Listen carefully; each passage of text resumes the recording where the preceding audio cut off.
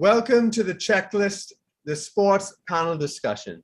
This is our first recorded discussion for issues of the checklist, and we plan on doing this going forward. So we're glad to have you here.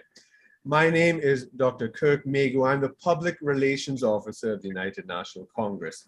And I'd like to introduce the hosts tonight who will be taking charge of our star-studded sports panelists. And that is MP Arnold Ram and Avinash Suruj, sorry. Arnold Ram is a member, he is MP for County Central and also the Shadow Minister for Sports and Community Development. He's a member of the Naprima College Triple Champions of 1999. A member of the UE Intercampus Games football team in 2003, manager of the UE cricket team 2004. He's an engineer and now attorney at law, as well as member of parliament for County Central. Avinash Suruj is general secretary of the Trinidad and Tobago Cricket Board Central Zone. He's chairman of the board of directors for the Central Academy of Sports and a former national youth cricketer. So I will hand it off to you, Arnold and Avinash. Thank you very much, Mr. Dr. Megu, Public Relations Officer of the United National Congress. Let me take this opportunity to welcome both our viewing audience via various social media links and to our special guests of powerful speakers on the panel discussion here this evening. Today, the UNC is proud to host this panel discussion to examine sporting in Trinidad and Tobago. We will be hearing from our esteemed panel their views and recommendations going forward to best support our national athletes and how Trinidad and Tobago can shine in the world stage. I have the pleasure of introducing the panel tonight, a mixture of professional players / athletes, coaches, managers, and administrators, all of whom have flown the red, white, and black with pride, passion, and dignity.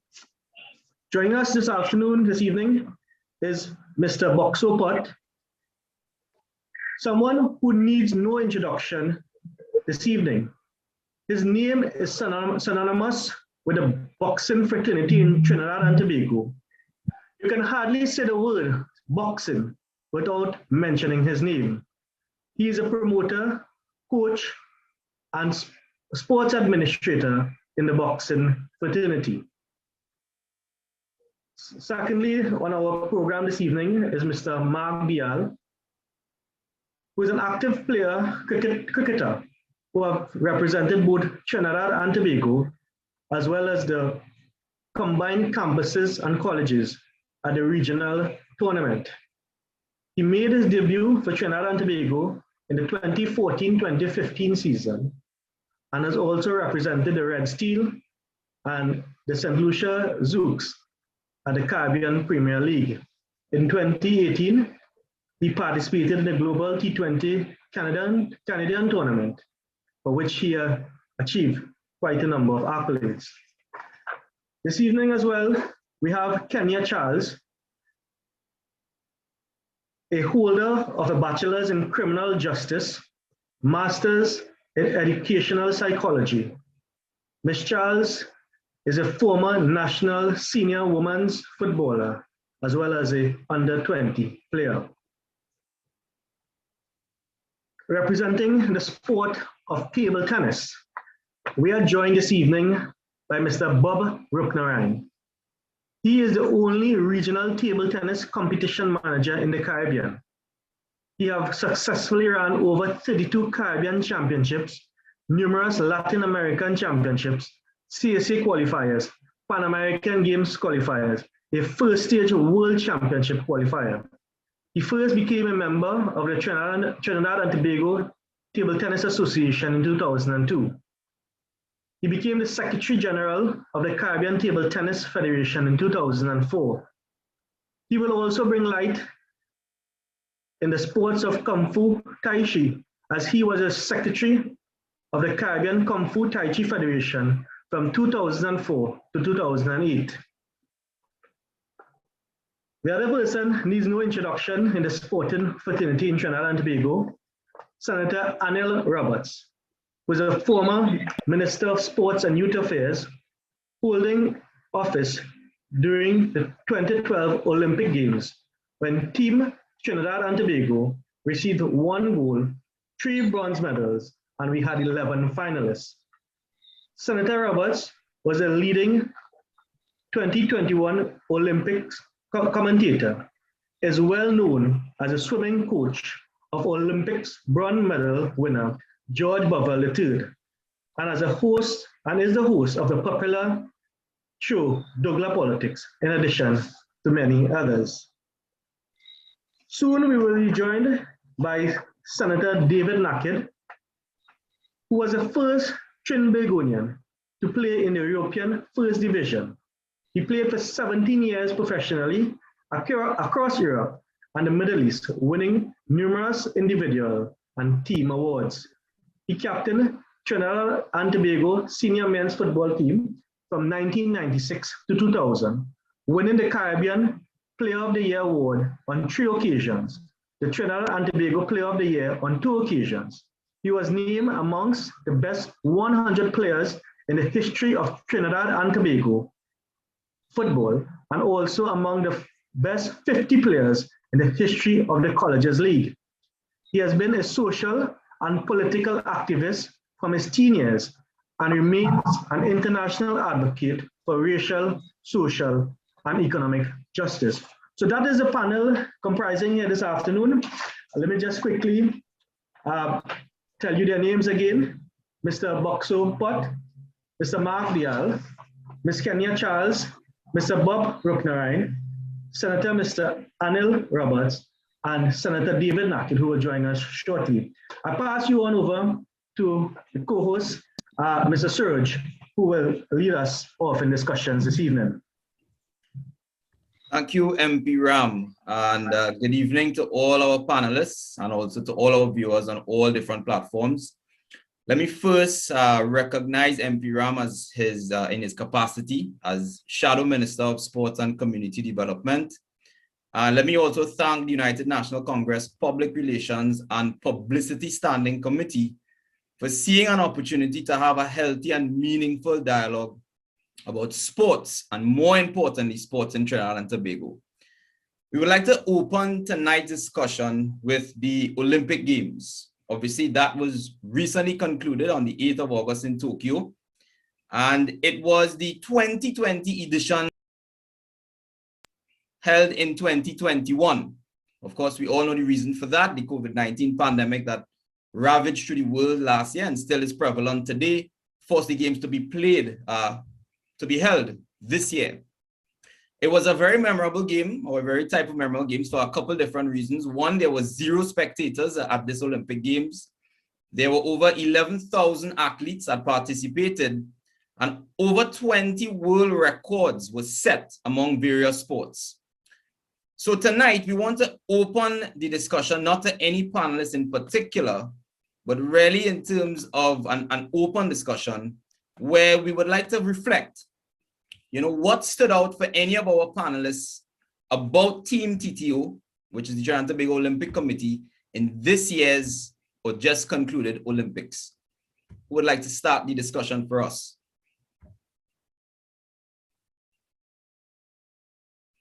All right, since I have no takers, then I will obviously go to the Olympic man himself. One of the coaches, he was also, I saw a very prominent reporter on Sports Max. So he did a lot of good commentary work there as well. So Senator Roberts, would you like to kick us off and just reflecting on your thoughts of the Team TTO this year?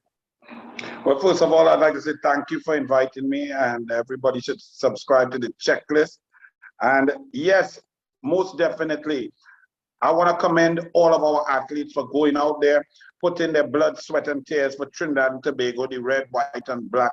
I'm proud of all of them. They really went out there with the best intent, the great desire, and having worked as best as they can in trying circumstances to do their duty for Trinidad and Tobago and for each and every one of us. So I commend them. Having said that, I must say that the preparation that our athletes had to endure through for the last 6 years is the worst in the history of Trinidad and Tobago. Our athletes were left naked in a war against the world, without resources, without support, without facilities, without equipment, without uniforms, without training camps, and all of those who are in charge of providing our athletes with this support necessary to perform at the highest level should hang their heads in shame. From Keith Christopher Rowley to Shampa Cujo to Brian Lewis to Douglas Camacho of the sports company, they should all resign and hold their heads in shame, for they ensured that our Olympics 2020 team in Tokyo will go down in history as the worst ever in the history of Trinidad and Tobago.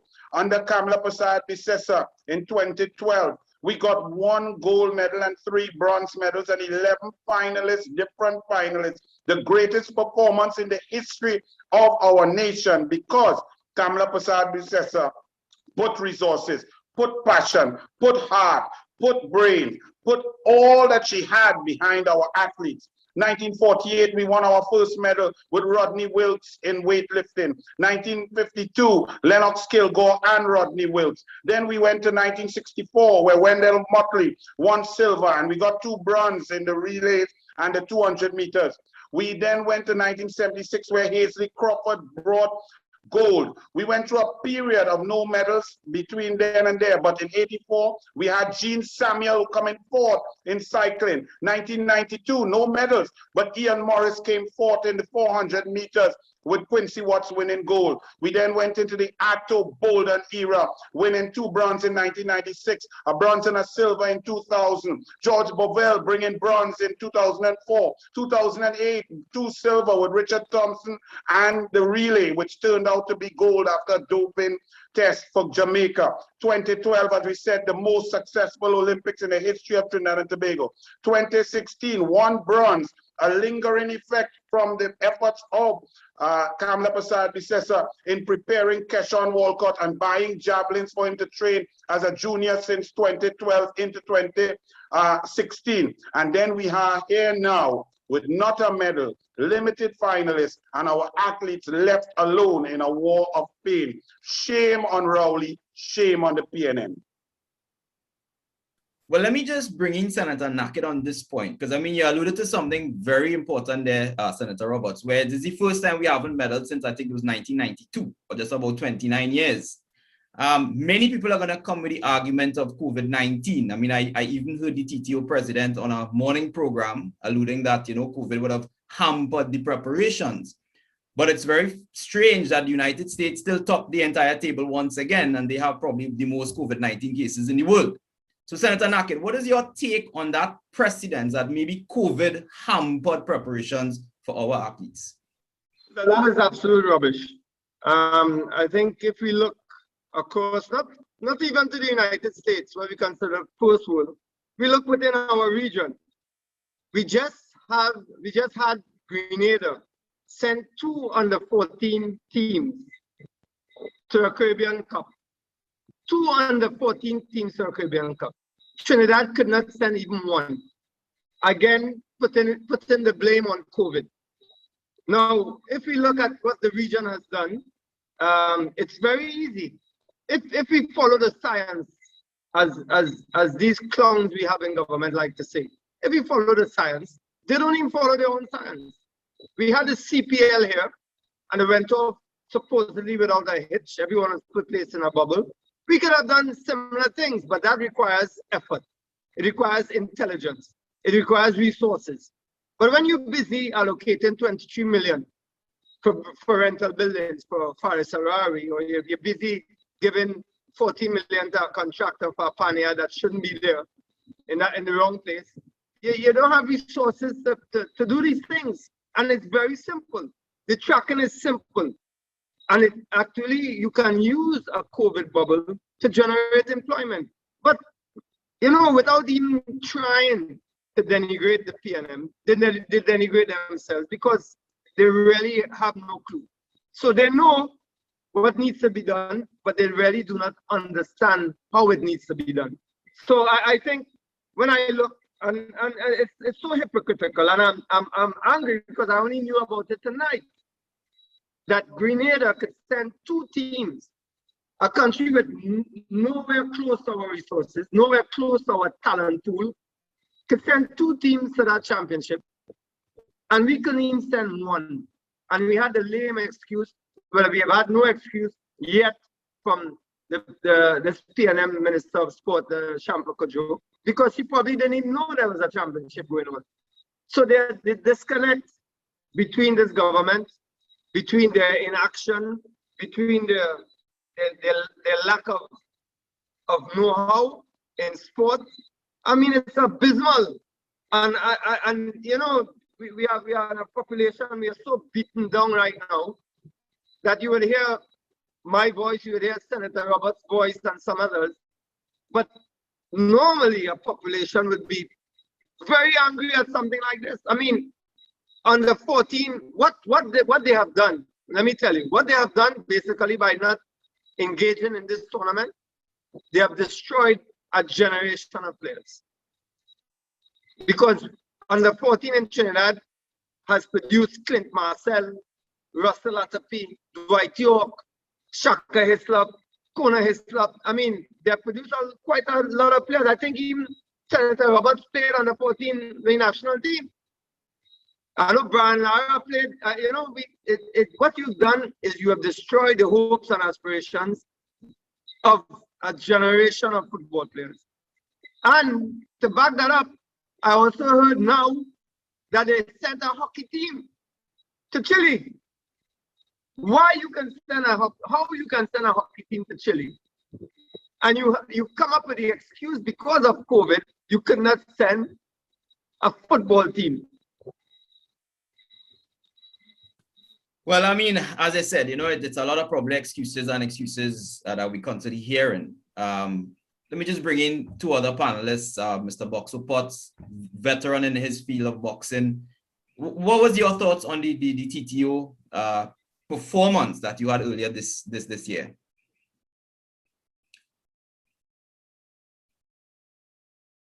Mr. Potts, you're actually muted. You want to probably unmute your mic. Good night to the panel. Great, hearing you. Are you hearing me? Yes. Yeah. Having to speak after 2 eloquent speakers and 2 well-learned men and 2 good sportsmen, especially Arnold Roberts, who I worked for as an advisor to boxing when he was at the Ministry of Sports. He's Minister of the Ministry of Sports. And, you know, I echo some of his sentiments, or most of them, as it relates to assisting the athletes. He spent money on athletes like never before and put programs that would have had would have ensured longevity for sports across the board. Thereafter, when I worked with him, you know, we qualified Suarez at the Olympics. We put programs on the ground to ensure that the continuity of boxing and to farm the sports and develop the sports and create the nurseries, and that we did skillfully, and you know it bear fruits. And then, you know, we've had 3 consecutive qualifiers, although this last, after his term, we have Suarez, then we came Nigel Paul through the same program, and now come this last athlete we had, boxer we had at the Olympics. But having said that, when Anil left office, everything fell apart. The funding fell apart, the understanding of the science of sports fell apart, the developing of the nurseries fell apart, and everything went back to business as usual. Having said all of that, I say that to say this, and let me speak specifically to boxing. I keep saying over and over, the one way to develop boxing is to develop the nurseries. We put money into the sports. The association that is charged with the responsibility for developing the sport is the Amateur Association, which is separate and apart from professional boxing. They are under the auspices of AIBA. However, Trinidad and Tobago state funds is what run the amateur association, and there is no accountability. There is no programs, no accountability. And I'm saying this so that the ministers who allocate and spend and apportion the state fund to the sport of boxing should have coordinators go out and hold the association accountable to their line items. What normally happened when we were in office, we were paying the coaches direct. When Anil was in office, Anil made a decision to pay the coaches direct so we could continue to farm the sport. Something went totally wrong when he left office. The association went back to the Ministry of Sports and to the sports company and was able to convince the sports company to give the coaches stipend / salary back to the association to pay the coaches. What happened thereafter? The association held on to the coaches' money and started to shortchange them. Case in point, Willie Williams, who trained Nigel Paul for the Rio Olympics. He signed for a stipend of $7,000, $7,500. The money was paid to the amateur association. The amateur association held on to the money until Willie Williams. The ministry never released no stipend for you. Well, I went with him to the sports company. I spoke to Douglas Camacho, like he was oblivious to what was going on. And I said to Douglas, well, then we'll have to go through the,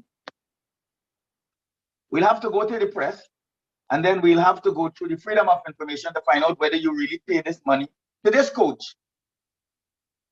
Immediately after that, Willie Williams got a call. And this is Cecil Ford to Willie Williams. Oh, you think you're bad? You're bigger than me.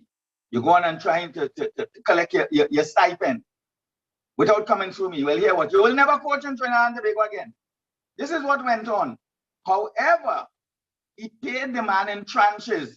Here is your money, $1,500, $1,000, $1,000, $1,000, and paid him off. The stipend that he collected for the man and kept. And this happened to a lot of coaches in our discipline. I am saying here tonight that if the state do not pay the coaches direct, we will have a lot of disgruntled coaches. If they don't treat with the athletes direct, bypassing the association to fund the coaches and the athletes, boxing will die in this country. And that is happening across the board, where you get a lot of corrupt organizations and associations who apply for these money, these funding to run their business through the line items, and there's no accountability thereafter. So the nurseries literally die. Having said that, it seems as though COVID bypassed Jamaica, COVID bypassed America. COVID only was in Trinidad and Tobago alone. So the excuse for the non-performance and the underachievement of the last Olympics is not COVID, it's mismanagement or no management.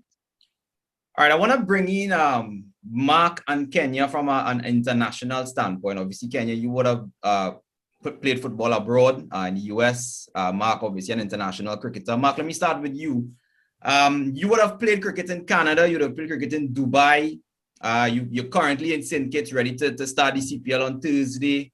You know, what do you see as an international difference? You know, compare for me your tournaments in Dubai to, let's say, your tournaments in Trinidad or even in the Caribbean. Do you see a stark difference between the two, or would you say both of them on the same level? Firstly, I want to say a pleasant good night. It's a great pleasure of mine to be on a panel with such esteemed and prestige individuals. It's the first time I'm already getting to interact with guys like that. So, you know, for me, the only thing different is that like a couple of the speakers before said, the preparation. You know, the preparation is something where, hold on 1 minute. The preparation is something when I see the Caribbean and Trinidad, especially, they falter with a lot. You know, they lost a lot of points to that because, you know, when you go to these foreign competitions, you see the difference. It's well put together, it's well organized. You know, there's not much hiccups at all, and I don't know why it seems to be that way. And it's simple little trivial things that takes professionalism to a different level. And in Trinidad, we struggle with that a lot because for whatever reason, and I don't know if it's because, you know, lack of funding or mismanagement of funding or whatever, but that for me is the main issue in terms of professionalism in applying to how tournaments are run. Another thing is that alluding to the points made earlier, you know, I believe that Trinidad has lost a lot of leverage over other countries and other preparing at least for various tournaments in the grassroots preparation. You know, COVID has just hit, let's say a year and a half, 2 years now, but let's go back beyond that. I can speak about cricket. You know, 10, 15 years ago, there were always proper functioning training, functioning grassroots tournaments and all these things. And you know, as it started to go climb into the years, I've noticed that there's been a terrible decline in the lack of application towards the grassroots especially. So for me, you know, if I was to comment on it, I think that a lot more energy and focus needs to be put into the grassroots more than anything else. All right, Mark, can you let me bring you in on this point, you know, in terms of your comparison international to local, how would you see it? Good night to the panel. For me personally, I would say when you go to a tournament out of Trinidad, out of the Caribbean, it's totally different. Everything is well prepared, your transportation, your meals, everything is on time. Here in Trinidad, we don't prepare. We tend to be like, okay, 6 weeks before a tournament, we're going to put together a team and send them to go and represent. So you're hearing everyone saying the same thing as preparation. You're not going to put together a team in 6 weeks and have an excellent showing. And so lack of preparation is always our problem. Lack of funding. For some strange reason, since I've been in football, and I've been in football since I was under 15, it's always funding. Funding is the problem. Funding is the problem. We're not getting funds to have balls or water, or even simple things like that athletes need. So we have to be fighting with the administrative part of it, because even as a player, you go there to train and then there's no water because the association didn't provide water, and the coaches have to go and get money to buy water. That's coming out from them, because for them, their pay is not sure. And so it's always preparation. We don't prepare our athletes at all, or we give them the minimum amount of preparation and expect magic to happen for them to perform at its best. You see it in football, you saw it in this last Olympic tournament here, because with this Olympics, a lot of our athletes, I mean, I have a lot of friends in track and field that wasn't able to travel to prepare. I mean, like for us, we have to play practice games to get to where we want to be. Athletes have to run, who have to throw the javelin, who have to throw the shot put, they have to be competing to be at that level. And we don't realize that. I mean, I played football when Anil was Minister of Sports, and I think that's probably the most amount of preparation we probably got. And he was there himself doing it. He was there with us, fighting with us, because we were trying to prepare for a World Cup. And so he had the time and he put the effort into the athletes at that time. I think that's the same time the Hasty Crawford track was changed and everything like that. So, because he was looking for the betterment of our athletes. But now you could see Trinidad is going backwards. Even in football, you've seen it a lot. We're going backwards. Right now, who knows what's going on with the women's football? Now we're seeing that they're looking to bring CONCACAF Gold Cup for women. We're not going to be ready. We are not going to be ready because we don't have preparation, and we definitely don't have the funding, because we have reached the point that I think Shamfa, could you have no idea what is going on? None. Because you have to have a love for this. If you don't love sports, or if you don't love the athletes on its own, then you're not going to give them what they really need. And that's what always need. Because when we put on that red, white, and black, it's because we're going to give them everything that we have in our tanks to represent our country. So you have to give us the time, the preparation, the finances, where we don't have to worry about, hey, if we go back to our hotel room that we can't open up our door because we locked out because somebody didn't pay for the hotel. So these are the things that in Trinidad we don't do. We don't prepare and we don't finance. And our programs need to start from small. I've been to the US where parents holding their kids' hand playing football. We don't have that in Trinidad. And that's where we thought that we need to start from young. So that's my take on this. We need to start, everybody been echoing the same thing, preparation and financing behind our sports. All right, Mr. Roopnarine, save the best for last. You know, in terms of, you know, your thoughts, table tennis as well, in terms of the funding, the preparation, it's been echoed right across the virtual room tonight. You know, what is your feeling as being as someone who's in an administrative standpoint as well? You're muted, sir. First of all, good night, everyone. And I must say that I'm humbled to be invited and to be a member of this esteemed panel. I want to say a few things in no specific order. First of all, the Olympic issues, I endorse and agree with all the experts in the field who have said what they said. I missed a lot of it. I'm a recovering COVID victim.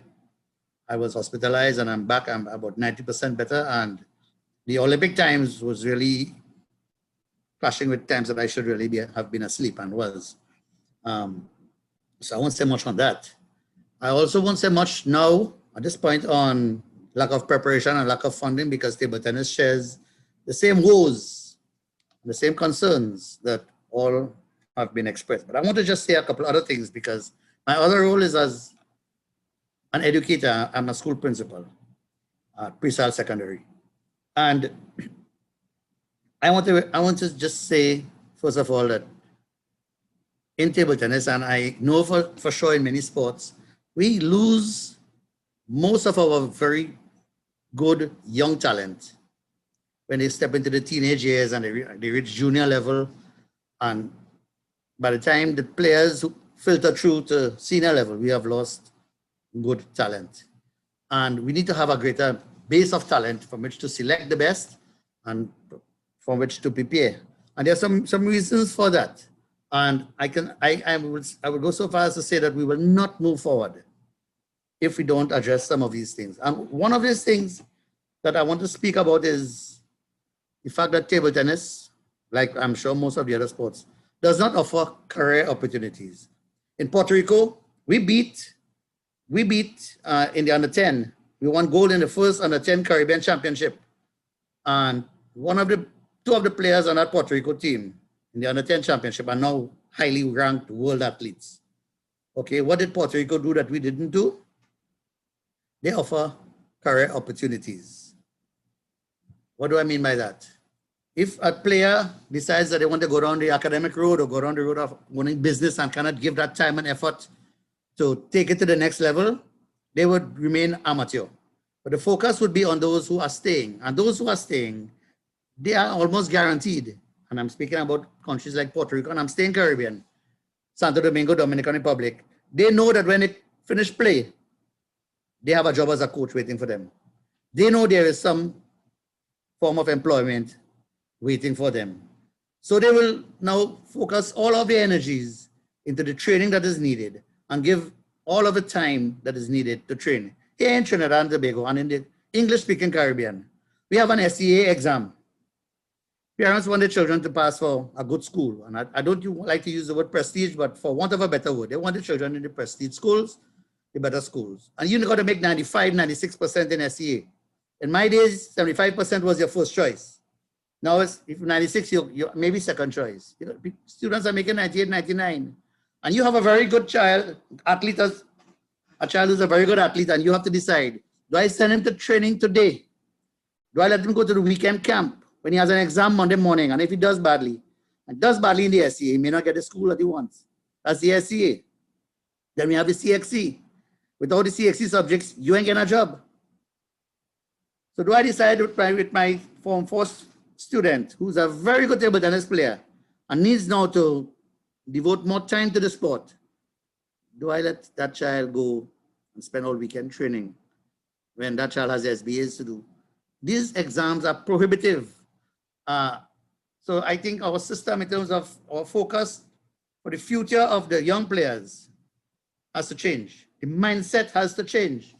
Then I want to just touch a bit about touch on administrators. Yes, there are some opportunities with the ITTF, that's the World Table Tennis Body, webinars, seminars, workshops where you could get certified, the TTOC through a lot of their programs. But here what?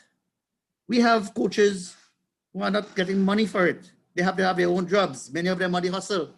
And you have a TTOC program where you could be certified in some sort of psychology or some aspect of the sport. But it's during the day. Your employer is not respecting you enough or respecting the sport enough to say, okay, you go ahead and do it. I'm not giving you time off. Or if you take the time off, I ain't paying you. These are bread and butter issues. So many of our administrators miss opportunities like this, so they don't grow. And table tennis is one of those sports where everyone who's in administration is a volunteer. Is a volunteer. They have to have their own jobs. They have to, these are bread and butter issues. So I won't say much. If I get the opportunity later, there are much more things I want to say. But one, not our best players are reaching the top that we are working with to go to the Olympics and the Pan American Games and the CAC Games, because a lot of talent, and Senator Nakhid mentioned it, we'll be losing a generation when we don't encourage the under 40s and in table tennis. 14 years old. They're under 7 tournaments, under 9 tournaments, under 11 tournaments. 14 years old. And we're losing those generations. We're losing very good athletes there. So that base, that broad base that we should be working to fine tune, to build a bigger pyramid, cannot happen, right? And we need to have a different mindset. We need to be able to find some way to guarantee our players, that persons are giving the time and the effort, that after you come off the table or come off the track, come off the football field, or come out of the swimming pool, there is some job opportunity for you. Then they would give their time and effort into it. You know, I'm passionate about this because I see us going nowhere very fast if these things continue to happen. So having endorsed everything else that was said about the funding and about the lack of support, I want to add this to the mix as a big reason, or 2 big reasons why we are not where we should be in world sport. Thank you. So we have basically heard from each one of our panelists this afternoon, and some very good contributions, and you can see the passion of in your responses. And to elicit further responses from you, and I will ask Deyal to go first because I know you have to leave us shortly. In terms of the challenges you uniquely face in your sporting discipline, what are the challenges that hinder upward mobility and opportunity for Trinbago athletes to become international winners again? So looking, what do you think we need so that we in Trinidad and Tobago can be competitive in the international stage at this time? Mark? Firstly, let me just touch on one point. The last thing that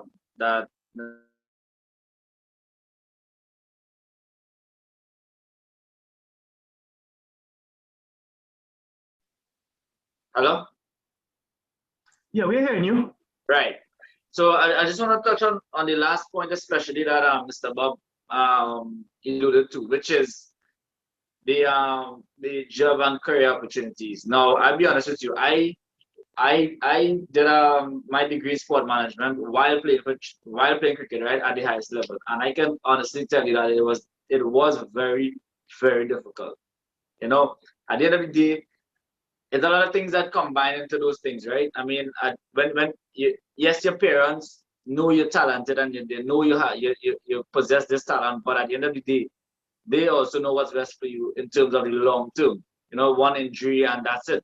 So, as growing up in any household, a parent's job is to always seek their best interest for their kids. And how do they see the best interest of their kids being? Is through education. And athletes struggle with that a lot to balance both. And the reason being is that you have no choice. You have to balance it some way, because not everyone is fortunate. There's a very, very, very small percentage, a very small percentage of people in this country, well, in our country, that are fortunate enough to don't have to worry about that. You know, most of the athletes, especially the top athletes, the constant struggle is finances, one, and to balance both. And how do you acquire finances? Sometimes you come from backgrounds where you're not fortunate enough, so you know you have to study, you make a decision. Sometimes you're at a crossroads where, and it even happened to me.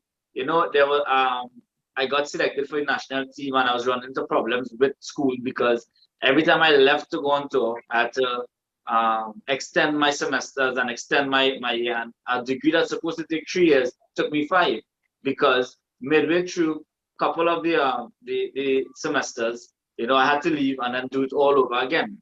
So, you know, it's really tough, and I don't know what can be put in place, what measures can be put in place to eradicate that problem or even reduce it, because, you know, it's always good for athletes to know that, okay, I can devote my time, right? Just generally speaking, from a cricketer point of view, our career span is like, it's about 10 to 15 years. You know, if one's staying fit and whatever, there's a lot of leagues around the world and stuff. So after that 10 to 15 years, and that 10 to 15 years generally comes from ages 19 through, let's say, 35, 37. If you're fit and you're doing well till 40. Now, those are the years where right after secondary school, you have to either make a decision, you want to pursue your cricket or you want to pursue your education. You know, and that's where the decision comes in, because every athlete knows and it's a famous line in saying there's always life after cricket. So is what your life will be like after cricket, and it depends on, you know, your education background, if you can get a job and all those things.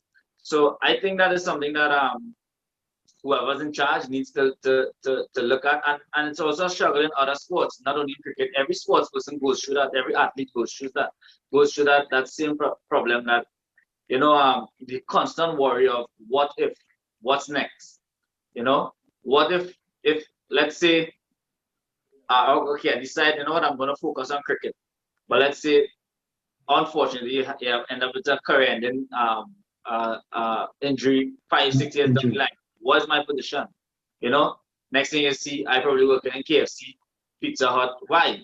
Because nothing was put in place for myself, or even athletes like me, who decided to put country first and say, you know what, okay, I know I have this talent, but I want to devote it all to Trinidad and Tobago, because that is my passion, that is my love. 3-4 years down the line, something happens to me. Where's that same Trinidad and Tobago? What are they going to do for me in terms of something, you know, unfortunate happens. And I think that mentally that plays a big part on athletes, and it's not something that is spoken about enough. You know, a lot of discussions are happening right now about mental issues and mental health, and this is something very similar. You know, it as an athlete, you're not most times and not, you're always constantly worrying about it, so you're never fully into it. You know, some of us who are fortunate to have nothing to worry about, okay, you're fully focused. But some of us that, you know, when you know this is it, you have this or nothing else, you know, it's a problem. So I think that going forward, whoever is in charge, whoever is at the top, at the head, you know, they need to look into these things. I mean, how many coaches can they really have? But there are also other programs that you can get into, other programs that, you know, simple, like, I did a sport management degree. I know some, just to use an example, I had a classroom full of 30-something, 40 students did the same thing. Some specialized in other things. And one working in construction right now, one is doing baking, one doing food, you know, and that's just to show you that the government, well, I don't like to get into politics, but those that are in charge, they have no plan forward for the youths and the young aspiring, whatever, doctors, lawyers, teachers, whatever the case is, nothing is put in place. So for me, better planning needs to take place in order for our athletes to really excel in their fields. Thank you, Mark. And from your previous response in the first rounds, I understand in terms of when you say grassroots, you already meant there was the lack of community initiatives in many sporting discipline. Is also something that leaves much to be desired. And additionally, you've also raised the issue of how would one take care of themselves during and after playing and representing your country. And there are no guarantees basically in place right now. So what we are discussing now basically is, we're looking for ideas on what you think has to be done, panelists, in terms of upward mobility of your particular sporting discipline. So if you are to make a recommendation of what you think is required in your sporting discipline for us to produce, once again, world-class international competitive athletes out there. Any takers? I'll go first because I have to leave, right? So, Certainly. Personally, I just think that and it's so simple. That's the thing that amazes me. Is these people whoever in charge or whatever. It's common sense. How do you produce athletes, top quality athletes, or how do you nurture natural talented athletes? It's by proper training facilities. You have proper training, you have coaches. You have coaches designed for certain age groups. But we in the Caribbean, especially in Trinidad, believe that you'll get good when you're ready, on your own.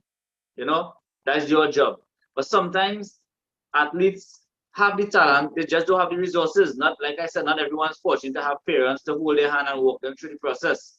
Because at the end of the day, a guy might be super talented, but when he goes home, his mother and father has to be working till 8 o'clock, 9 o'clock in the night just to put food on the table.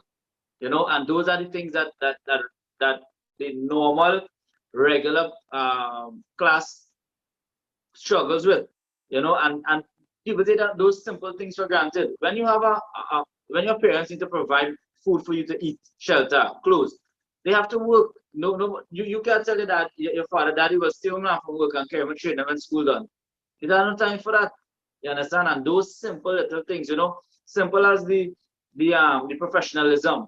If you look at India, look at Australia, look at all these other countries, the level of cricket that they play, the intensity of even practice, right? The practices that they have, they practice matches, they train. It's all at a high level. We in the Caribbean, we in Trinidad, you go to national trials and you turn up to national trials, and it's like it has no intensity, it has no professionalism, nothing. You understand? We don't even have proper clothes. Sad to say. Those are things I don't like to speak about because I like to get into those aspects. But for me, simple little pointers. You have training programs. You distinguish the age groups. But we have 12-year-olds, 16-year-olds, and 18-year-olds all together in one. Training together. That's wrong. First to begin with. Because you're asking a 12-year-old to do the same skill set that 18-year-old doing.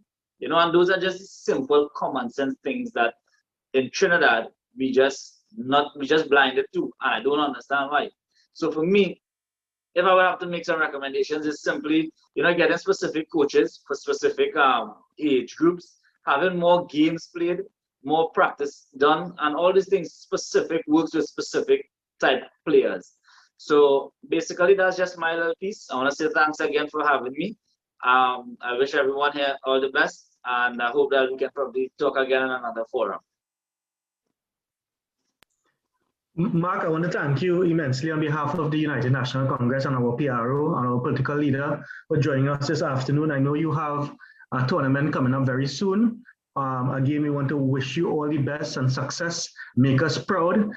We may not be routing for the Zooks, but we will be routing definitely for you. Make us proud. Thank you for being here. No problem. Well, it's not the Zooks anymore, so it's the Kings. Our new name is St. Lucia Kings. So maybe I might root for the Kings. Okay.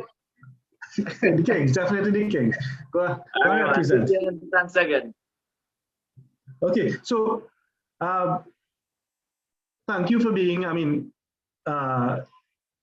Mark being an active member cricketer in Trinidad and Tobago. giving his perspective on some of the things and recommendations on the way forward.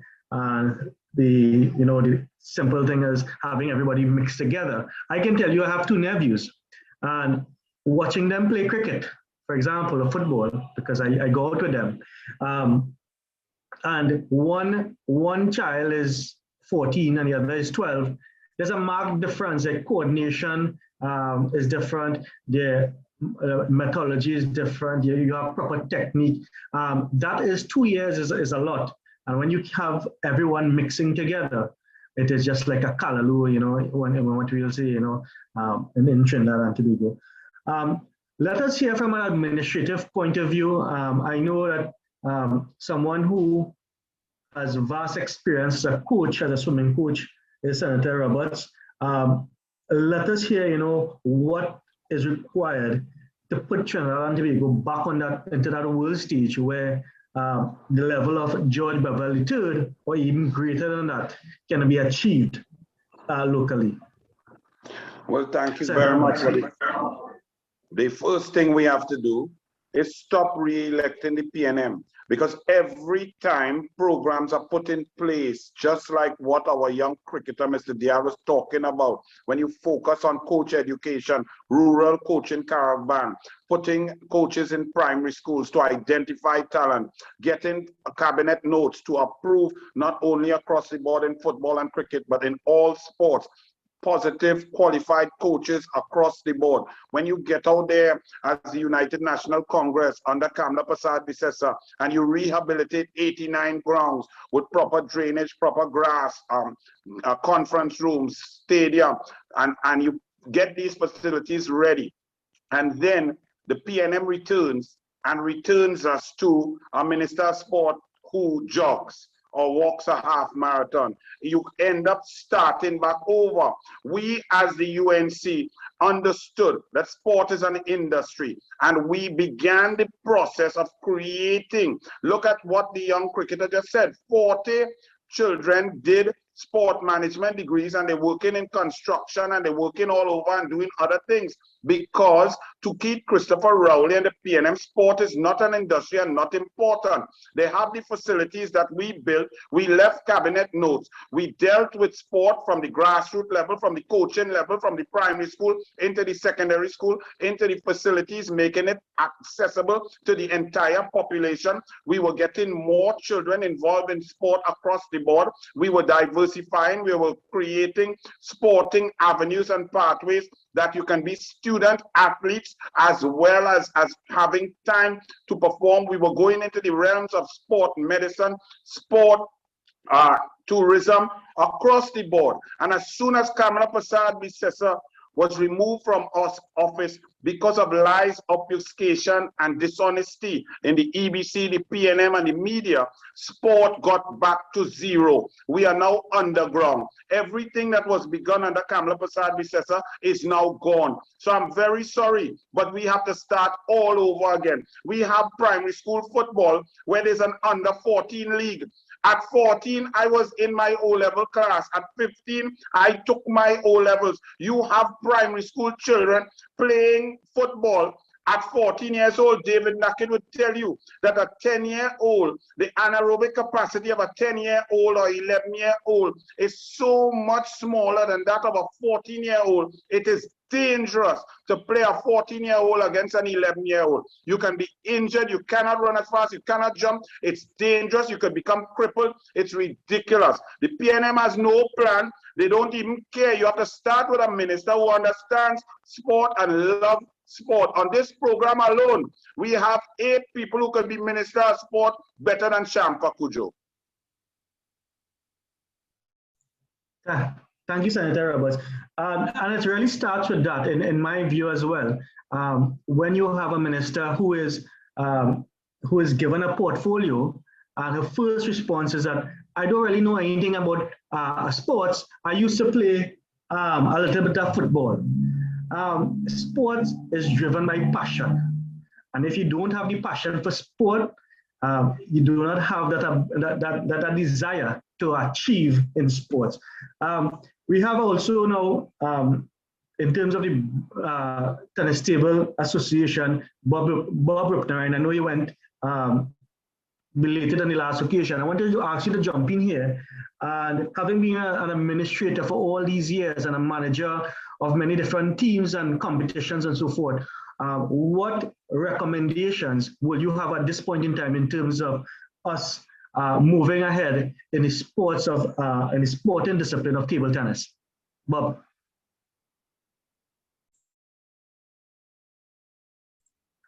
Yeah, I think your mic is muted, Bob. There is no one answer for that, but we want, when we participate regionally and internationally, we want to send out our best teams. To send out our best teams, we need to have best preparation. To have best preparation, we need to have committed officials and personnel, the coaches, the administrators, the persons who oversee. And these people don't get rewarded. I'm not asking for payment for everything, because I do believe that some volunteerism is important. All right? Service to man is service to God, and you give back. However, table tennis is suffering. We were given a home for table tennis at the National Racket Center. And we had early discussions, and we were very happy to have the National Racket Center as the home for table tennis. Then 2 other sports were also given access to the National Racket Center. So when one sport has a championship and it's tying up a whole month, table tennis cannot be played. When another sport is having regular sessions which clash with our sessions, somehow or the other, table tennis is not given preference.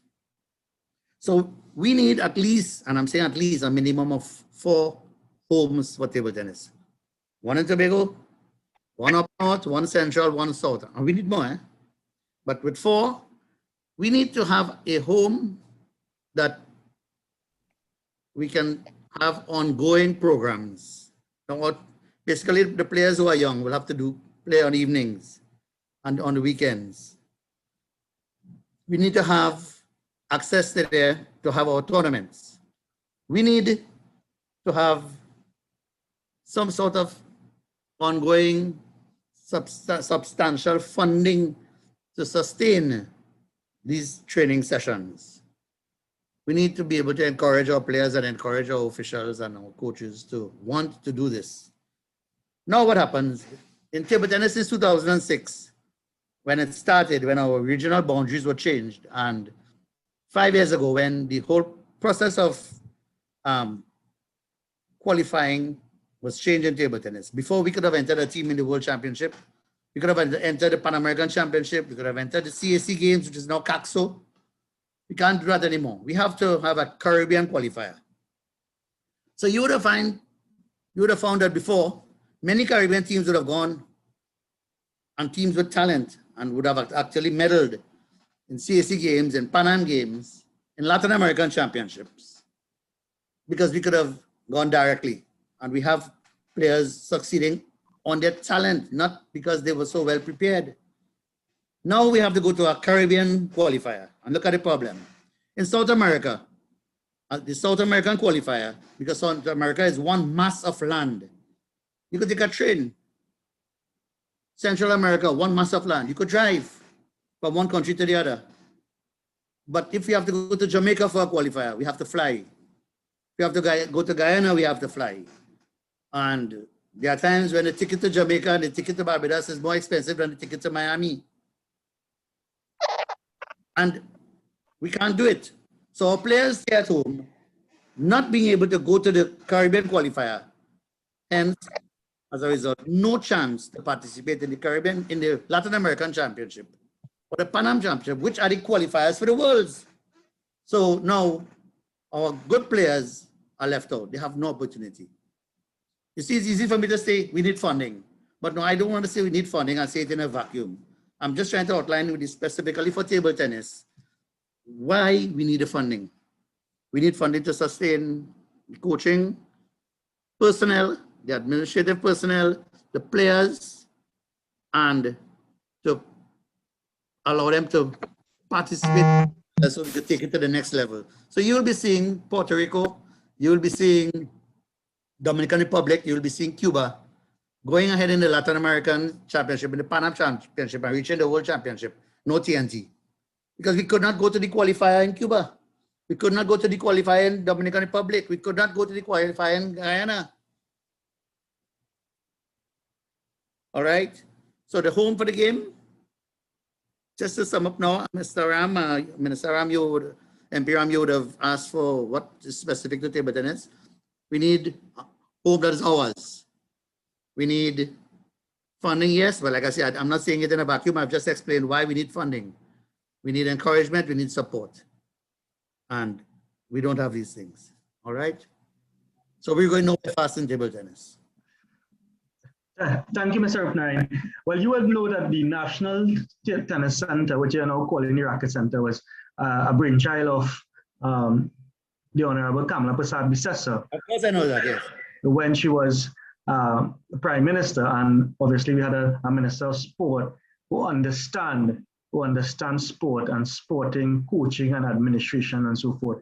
I think one of the biggest sports, or I can unreservedly say, sports in Trinidad, generally people always talk football, cricket as a main sport in Trinidad and Tobago. When we qualified for the 2006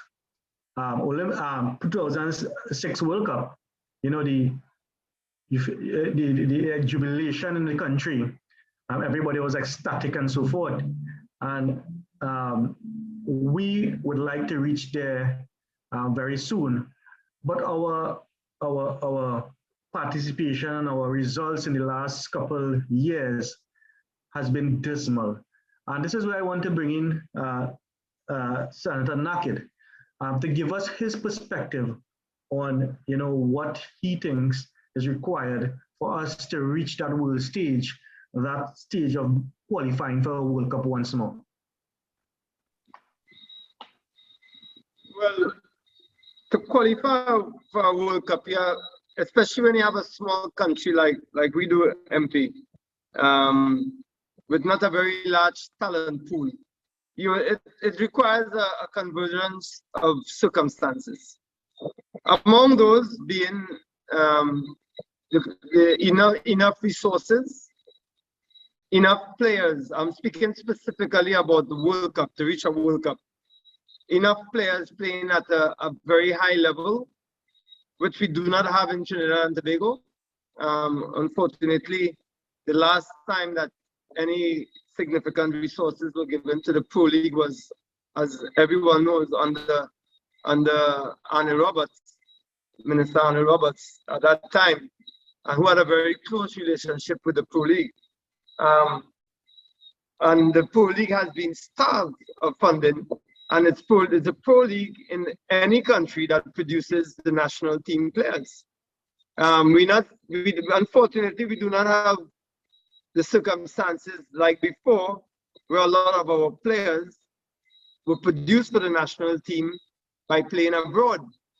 At one time in the national team in the 90s, I remember we had at least 15 or 16 players who were playing abroad in very good leagues.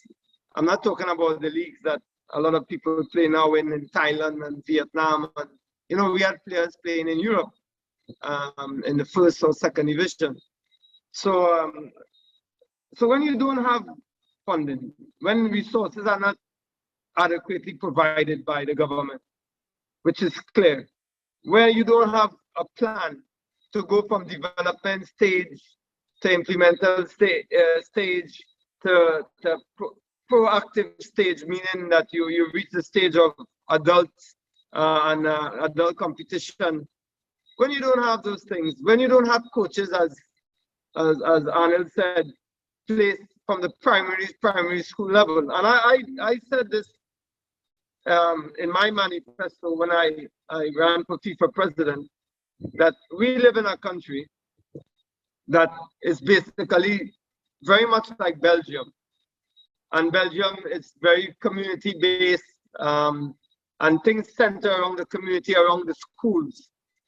And we've never had any real significant change in how we play the colleges league. For example, right now I understand we have players 20 years old in a colleges league playing against players who are 16, 17 years old, and that's what Arnold meant when he spoke about the aerobic capacity between a 10-year-old and a 14-year-old. It's the same between a 15, 16-year-old and a 19-year-old.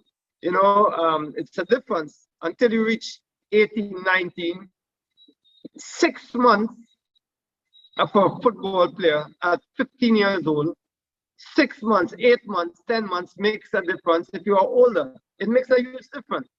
That's why in Europe, we have players until the age of 12 years old.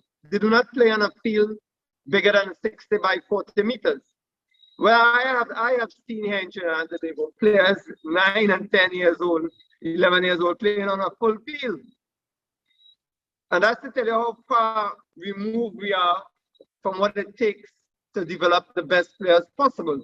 And I said it before, Trinidad and Tobago has always been lucky. Back then when there was no scientific planning like there is now, and we have to be clear, we have never seen a coach in Trinidad and Tobago in any sport with a scientific knowledge like Senator Roberts, who coached me personally. We've never seen a coach like that. And that's why I said, when people talk about him as a swimming coach, I correct them. Anil can have coached any sport. It's not about you don't have to have, a specific sport when you have that kind of knowledge. Having said that, we've had excellent coaches like Bertil Sinclair and Alvin Cornell, Jimmy Blah. We've had coaches that could have developed players who spend time with players. We don't have that anymore because we don't have the kind of volunteerism that we had in the communities. We don't have that anymore because people can turn on their televisions and see what the real world does in football. So we can't fake it anymore. They're not going to accept it. So now kids, they don't want to play in the savannah. And they're right. They're right. Where we would be happy to have played in the savannah before and develop our game among the timari, among the weeds, and yourself, Arnold, you play football also in the worst fields probably. The PNM they have all these stadiums on lockdown. We have no stadiums in use. We have no community fields upgraded. Jamal Shabazz, God bless him, always begging the PNM. Although he comes from a community where he says, oh, it's only PNM children, but he's begging the PNM 30 years to upgrade our community field. I mean, it's ridiculous. To tell you, without any pattern on the back, that my academy's approach is 10 times more advanced than any team here in Trinidad and Tobago in their approach to how players are developed.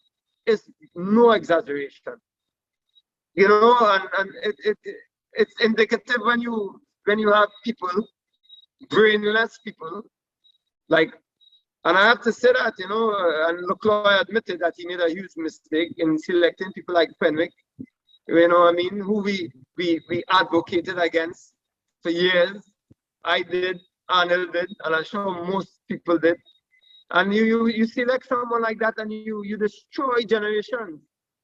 Trinidad is in a fog right now based on what Fenwick has left. Yeah. So Nakhid, I myself haven't participated in the semi-professional league in Trinidad. That is something I've not heard about for quite a number of years. My research couldn't bring me to when last there was a semi-pro league in Trinidad and Tobago.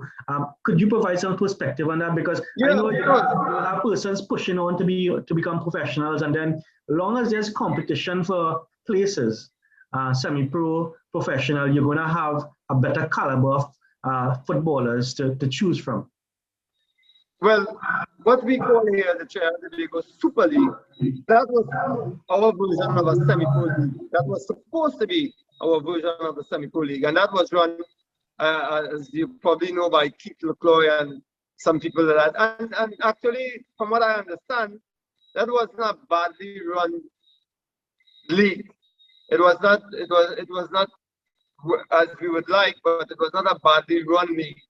Of course, because of the egos involved, and I have made no disguising of the fact that Lucloy ego can get in the way of anything. You know, everybody wants to be the boss. You know, so we had a pro league which was run at one time by Dexter Skeen, and there was some structure, there was some relationship between the Ministry of Sport and so, and resources were given. But that semi-pro league that you speak about, where players could have worked, developed their game, and then transition probably into a pro league, which is, I think, is what you are alluding to.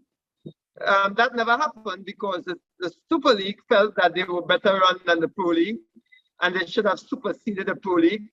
You know, and that's exactly what happened. So the Super League was challenging the Pro League to come down into the Super. I mean, it was a mess. It was a mess because the personalities involved never got their act together. And I say it again, we never had any direction, especially in the last 5 years, from the Ministry of Sport. The Ministry of Sport, everything about them is a reaction to things. So we had a big problem with people. The Ministry of Sport never said anything. They never tried to find a solution. What they did, decided with people. They decided immediately with people instead of trying to find a solution to what is a local problem. Second to that, there's nothing proactive. And I mean, it's like beating a useless horse, not a dead horse, a useless horse in talking about Shampa Kojo. You know, what can I tell you? You know, when we have a whole World Cup campaign that came without any proactive policy in place by Shampa Kojo. Nothing. I mean, I feel almost insulted to call this woman a Minister of Sport, and that's no disrespect to her. It's just to call her a Minister of Sport would be a disrespect to the sport, to sport in general, and to any ministry. So I think that development that you're looking for, that's why I mentioned Arnold. I mentioned the colleges league. Arnold mentioned the primary school league. We need to get the development started from there. And that's what Belgium did. They put their best coaches, UEFA A licensed coaches, in their primary schools, in their secondary schools. They did that. They gave incentives. They told every school, especially in the Flanders region and in the Walloon region, whoever has a student produced from a school that qualifies for a regional team, a national team, they will get funding. They will donate a lab, a computer lab for the school, a new field. And you know, these are the kind of ideas that the UNC under Arnold would be doing if we in government right now. I am sure of that because I've spoken with Arnold several times about it. I know, and he's always open for ideas and so. And we know there's no one who knows the sports in general like he does, and it's a pity that he's not there now. Definitely. He's a walking encyclopedia when it comes to statistics 100%. and sports and sporting disciplines and so forth. Let me just bring in here Mr. Potts in terms of, you know, the boxing fraternity. What are some of the recommendations and some of the things we can do differently in Trinidad to produce those world-class athletes moving forward? Mr. Potts.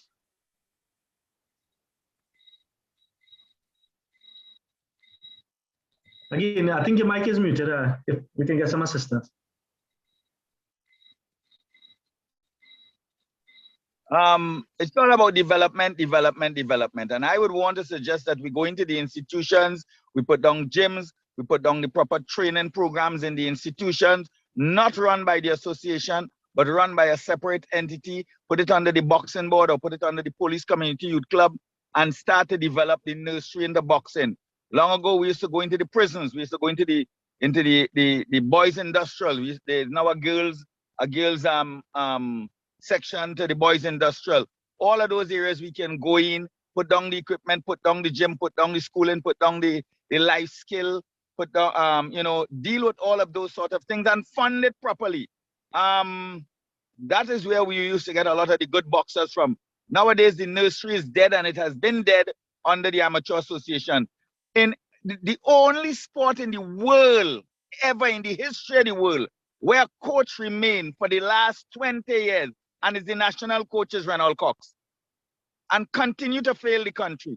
Why? Because he and Mr. Ford gerrymander all the election, and Mr. Ford remained the president, and he the vice president. I am calling on the Honorable Shamfor Kojo, Douglas Camacho, Gabriel, Mr. Patrice Charles, the permanent secretary, all of you at the Ministry of Sport. Whenever the Amateur Association election comes up again, make sure there is free and fair election. Make sure every club is bona fide, in accordance with the Amateur Association Constitution, where every club must have 5 functioning boxers, and not new boxers, boxers that have already boxed, in order to be able to vote, so that you can have a vote. It is my understanding that one house have 7 gyms. Mother, father, brother, sister, baby, grandfather, grandmother, and no boxers, and they vote to put Mr. Ford back into office. This election coming up here must be vetted by all the powers that be, so that we can get a change in boxing. You know, but we do need the training from the nursery. You know, it takes at least 6 to 9 months to start a young fighter and get them to box in a ring. And it takes them at least 5 years to master the craft of boxing. Some learn faster than the others. But, you know, at the end of the day, I hear everybody speak to funding. Funding without management is no funding. Funding without coordinators and skillful management is no funding, because we have a lot of corrupt in boxing. I speak to boxing only because some of the association may disagree that they're not corrupt. So let me not broad brush everybody. In boxing, we have a very corrupt bunch of people. And until we eliminate that corruption, and the money can read down to the athletes and the coaches and the programs, we are not going anywhere in boxing. I heard someone say earlier in the show that when you go to a foreign game, everything is prepared properly. In Trinidad, it's whoops baps. In Trinidad, we go into our games and we pick up a side and run and train for a month. You don't operate like that. No. We need a change of coach. We need a change of thinking. We need a change of vision. And we need to constantly develop the athletes from the infancy stage. If you know, some men come into boxing, big, old, hard back, they can't even run 3 miles. But yet, the Amateur Association want to take them and put them as a boxer just to create numbers. No, it don't happen so. Look at Aaron Prince. Aaron Prince is almost 36 years old. He should be coaching by now. He's a pickup fighter. He went to the Olympics. I cannot say he worked hard, because he didn't work hard. He was lineman, driving ambulance, going here, going there, doing all sorts of things. And at the end of the day, no results. Another thing, Michael Alexander, we gave him elite funding. We gave him money. He took his money and he bought a car. The next time he took his money, he bought a motorbike, he bought a boombox. Nobody is managing the funding these boxers get, nor the coaches, nor the association. So at the end of the day, boxing could be the lowest in the food chain right now. And the only way to change it is to fund it, and manage the funding. I am prepared to work with the state to go into but you know what, I work with the Honorable Carmela Prasad Bisesa under Arnold Roberts. He hired me to develop boxing. And as soon as the UNC leave office, they say, let us fight Boxu Potts. We don't care how much knowledge you have. The PNM say, let us fight him. Nothing for ye. He went and worked with the enemy. Nothing for ye. But you know what? When I was in the PNM, they never gave me a job. I come and I work with the UNC, I got a job. Not that I want a job, because I could do my own business and make my own money. Not that I want a job. But if you leave the PNM, when you're in the PNM, they give you nothing to do. You starve. They want to starve you. But if you leave them and go and work with anybody else, whereby you can earn something, they hate you for life. The most knowledgeable person in boxing in the history of the West Indies is Boxu Potts. 5 world records, 42 title belts with my charges, 42 titles and 5 world records. And yet, this PNM regime don't see it fit to call me in for my expertise in boxing. Something wrong with the thinking. I mean, y'all bash them enough for the night, and I cannot fault any one of you. But at the same time, the programs that were put in place under the Kamala Prasad Bissessa administration, if the programs were allowed to run, if they had continued the program, we'd have continued success. I remember there was a prime minister called Bustamante in Jamaica. He said he went into the schools and put down the nurseries, put the programs in place, and they proudly run it for years.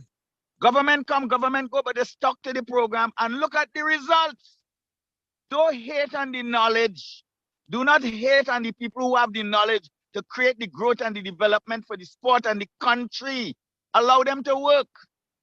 When the Bustamante regime leave office, the other regime that came in continue with the programs. Look what Jamaica has become today. A force to be reckoned with in all Olympics.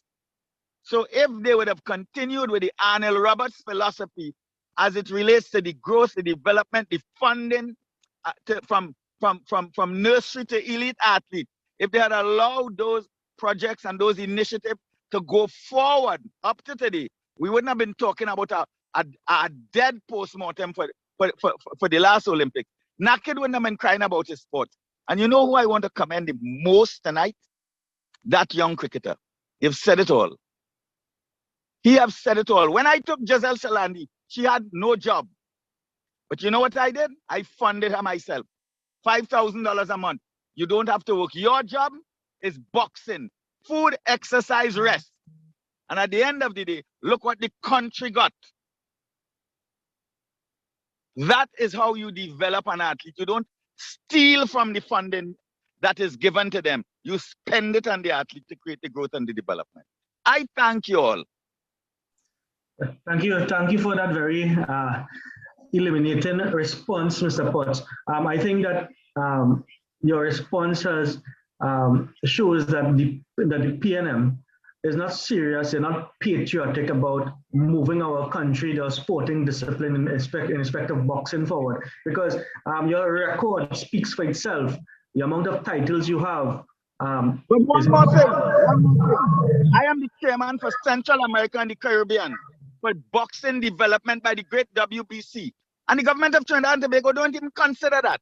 And I'm saying this loud and clear. The Bustamante philosophy continue to bear fruits for Jamaica. The Bustamante, and they had other governments, other parties that came in office after him. And they continue with it. Anil might be able to shed some more light on it because he's a sporting encyclopedia. But I know when that happened, and they said, you know what? These programs will bear fruits for life for our country. It wasn't a UNC project. It wasn't like a UNC PNM project. So the Bustamante versus the Siaga government. It wasn't like that. It was a national pride thing. When you have a national sporting event in Jamaica, the tickets are sold out months before. When you have these events in Trinidad and Tobago, they hate on you. And let me take a little jab at Gabriel Patrice Charles. Gabriel, the director of sports.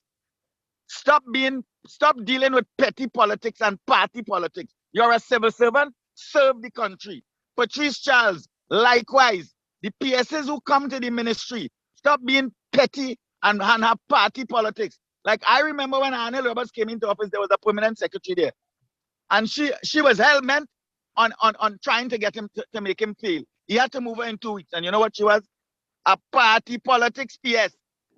Those things must not happen in this country. We must be more patriotic. It's about serving country. When you're on the hustings and you're trying to get into office, your language is that you're going to serve the country.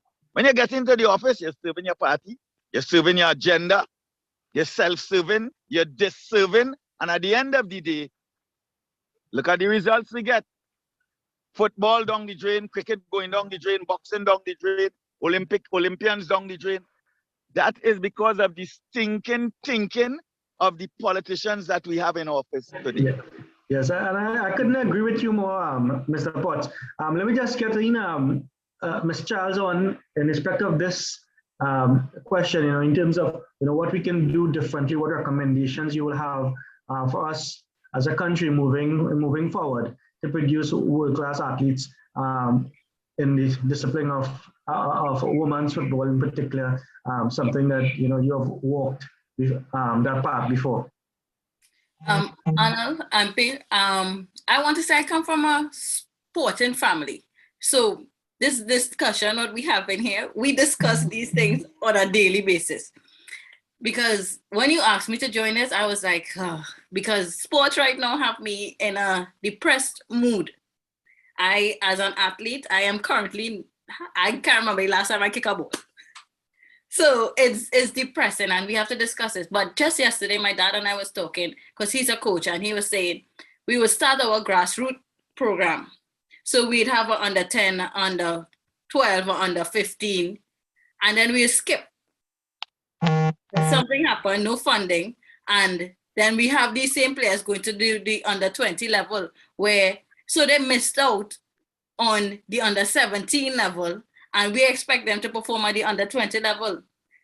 If we have to move forward, we have to start from a young age. We have to start over, as I said, completely. I'm not even, when Trinidad went to the Gold Cup and people was looking forward, hey, we hold Mexico. Yes, I was happy about that. Thank you. We got there. But I told them, I said, listen, we have to forget everything now and start to prepare for 2026. This is our next opportunity to qualify for a World Cup. I mean, same thing with the women. We need to start to prepare from now. We have a young generation. I mean, as I said, sometimes right now we're losing a lot of athletes because they're not going outside. They're inside playing games. They're on the tablet whole day. So half of them don't even know how to run. So now we have to train them from a young age to come out and learn to run and stuff, like develop them gradually. This is how we're going to get there again. We first to get back out, to get back our next Millie Atton-Johnson or Tasha St. Louis, to get back our next Dwight York or even a David Nakhid. For us to get there, we have to start now. And we have to start now. I don't know how we're going to do it because our administration and everyone in power right now not going to help us. They have no idea what to do to help sport get to where we will and beyond. I mean, I've been watching football from small. So as you said, semi-pro, I remember going to PSA grounds full as a child, bright lights, and the PSA full because everybody going to watch that. I think that was the semi-pro league at that time. I really can't tell you for sure because I was young. But we need to start, and we have to have programs that continuously go. Not we start something because, I mean, a couple years ago, the NLCB started some funding and that stopped, where we had programs for young boys and girls to develop themselves. And then they would have made the national pools for under 13 and under 15 and under 17.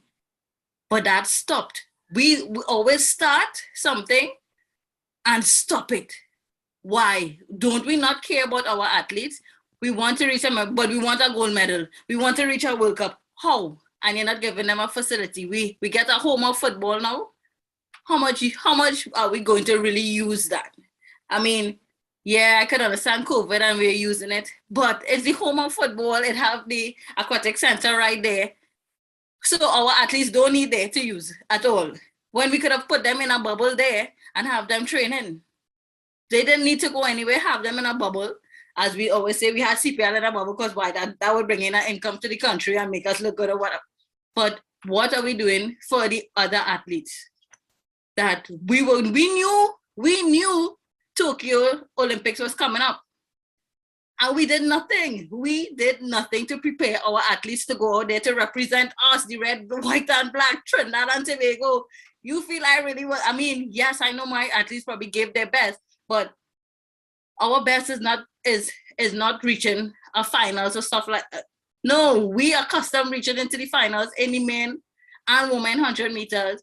I mean, we are accustomed seeing Kishon in the last two Olympics reaching into the finals in the javelin, but we don't give them preparation. I come back straight to preparation again, but we need to do this from a young age and develop our players. It's a mental too. And we've seen this now all over the world that athletes facing mental problems. Why? Because everything is changing. Football, all sports is a science now. Not every coach understands a science. A coach that is training a under 20 player probably can't train a under 10 player because it's different. The science is different. The grooming is different. The abilities, you have to learn the abilities. At under 10, you don't really look for a championship. This is where you're looking to develop your players and their passing technical abilities, tactical, well, not even tactical, but technical abilities, pass and control. I mean, I was seeing it and as I always tell people, W Connection probably have some of the best technical players, meaning because their coach developed them and they have a young program. So you will see them technically being able to control the ball. And I probably, as a woman, watch football completely different to most people. I like to see it differently. But it all depends on what you learn as a child. How you learn to pass and control a ball. For me, I'm right-footed, but you will never know I'm right-footed because I play on my left foot whole time. That's because my dad took the opportunity time to develop my left foot. And that's the same thing. You have to learn to develop your players at a young age, and different coaches have to be trained to develop these players to reach where we want to reach in. I'm not going to say 22. I mean, we have players that could play the next World Cup, but I'm giving this country again next probably 10 years. But we need to find our next Dwight York and next Russell Atapi and next David Nakhid. I don't know where it's coming from, but we need to find it from our primary school. Yeah, and I think the sentiments of most people would have been, and something you have not heard recently, at least in the last 6 years, development programs, development programs for all sporting discipline. I think those phrases have not been used by this government to show that they really want to believe in the next generation and to make us proud at the international stage. So thank you all for your sentiments in respect of these questions. I'll now pass you back on to my co-host Avinash, who will then lead us in the next rounds of questions. Thank you. Thank you, MP Ram. Just about 20 minutes again till the close. So the comments that we're asking now, we just probably want to keep it to maybe a 2 minute minimum, maybe 2 to 3 minutes maximum. We look at 3, 4. We've all heard the discussions in terms of the challenges, the faulty administration systems in some sports, the lack of X, Y, Z. My question to the panel now is, let's say we have a young athlete in your sporting demographic. He or she is not cognizant of everything that's going on around them, but loves the sport, probably has a little bit of talent, and comes to you for some level of advice. If you were to advise a young athlete in your sporting, as I said, your sporting discipline, what would really be an advice to somebody given the current situation, given all that you all have mentioned in terms of the challenges and the issues? So let me start with the female, as they say, ladies first. So Kenya, I'm going to just look at it from two standpoints, a young person, but a young female, and obviously in football in your discipline. What would be your advice to her currently, if she came to you? It is not a strange question because these questions come to me all the time. But right now, it is difficult. But as I say, if you're really interested and you love the sport and you want to compete at that level, you have to be at a certain level of fitness. So right now, you have to be working on your fitness level, even if we have you have nothing in sight, but this is what you want to do. You have to keep a certain level of fitness. You have to be working on your technical skills, learning the game on your own, because these things you have to learn on your own. So really and truly is your mental. You have to have a mind of what you want to do and what is your plan. Other than your plan, you have to be working behind closed doors because you never know when your opportunity comes. We don't know when COVID might disappear. And guess what?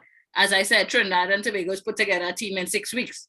So you have to be prepared. So it's all about, and I also tell a lot of people, your school, you have to balance the academics with your sport. Because for us athletes, for us footballers to be recognized, we have to get scholarships. We need to go out there. And from there, then you will know what you want to do. Your avenue to get out of where you are now is to get that scholarship, to develop yourself, to give yourself that education.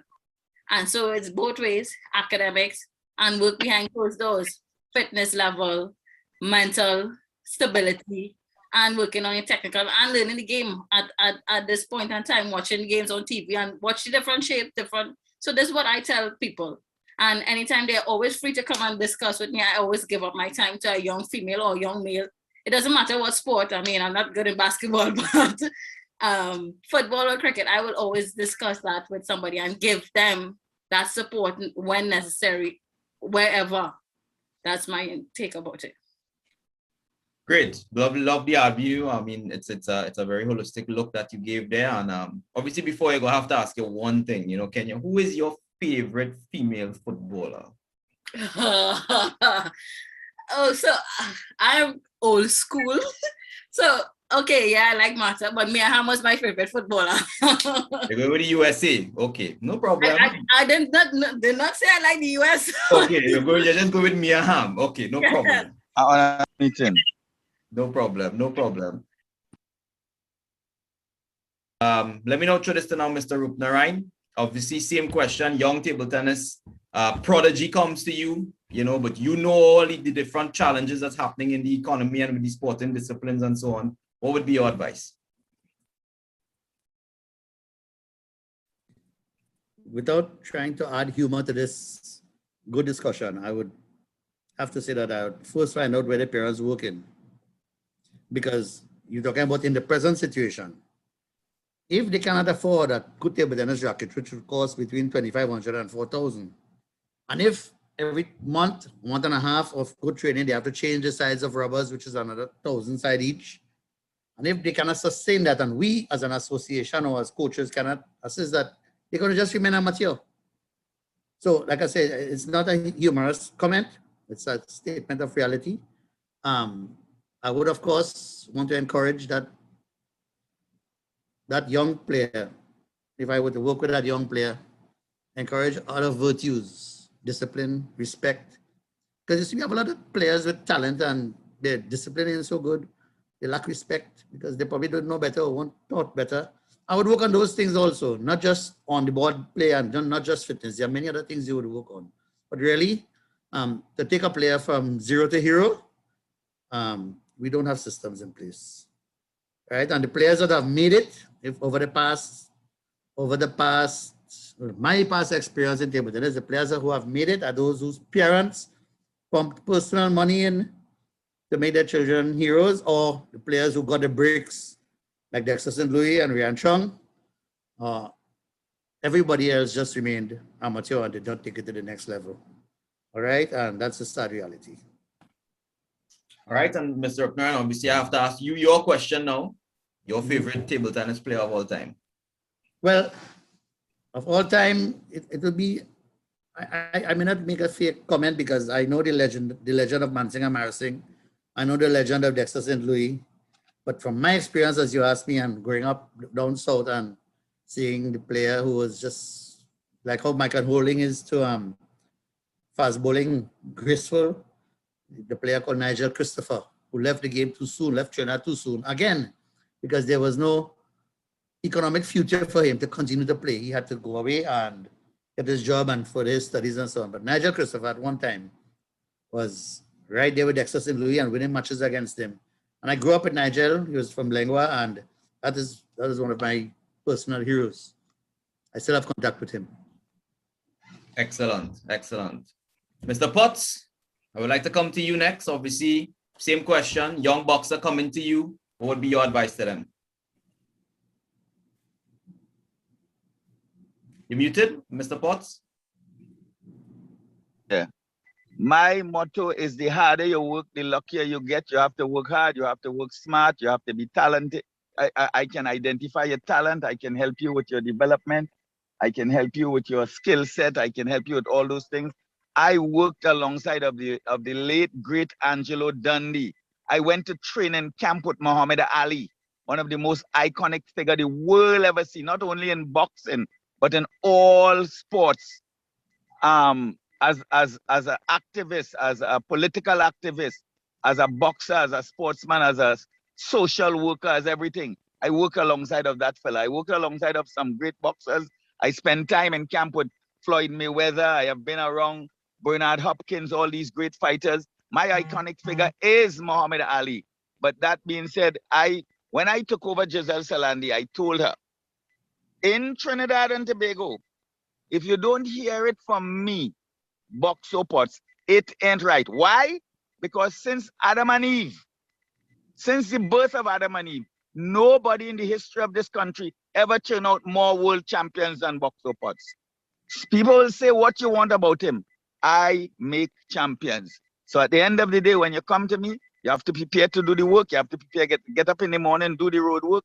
You have to prepare to mental, physical, spiritual, technical, and all of the above. And then you can get a holistic athlete and you can be great. Boxing is not a sport you play. You don't play boxing. And this is what athletes must understand. Boxing is a very serious game. You can be hurt, your career can be over in one punch. You must have good glove sight.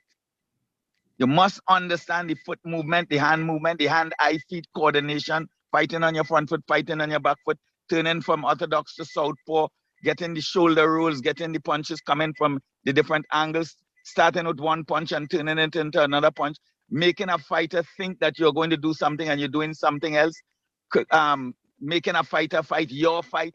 There are a whole lot of aspects in boxing that nobody speak to in the sports today. And this is what I'm saying.